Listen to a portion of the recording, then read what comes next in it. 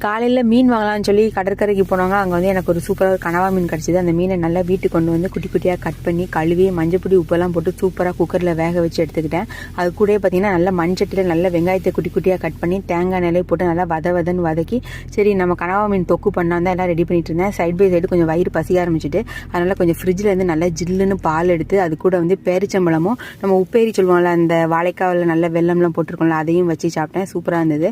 அப்புறம் பக்கத்துலேயே பார்த்தீங்கன்னா கொஞ்சம் தண்ணியாக ஒரு சாம்பாரும் ஒன்று வச்சுக்கிட்டேன் ஏன்னா இந்த பிள்ளைங்களுக்காக.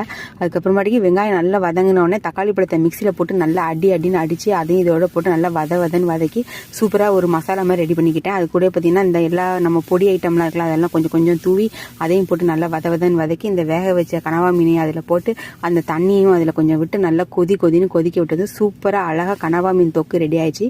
அதுக்கப்புறமா இதை வந்து சாப்பாடோட வச்சு சாப்பிட வேண்டியதான். ஓகே, தேங்க்ஸ் ஃபார் வாட்சிங். நெக்ஸ்ட் வீடியோவில் பார்க்கலாம். பை. ஃபாலோவும் சப்ஸ்கிரைப் பண்ணிக்கோங்க. பை.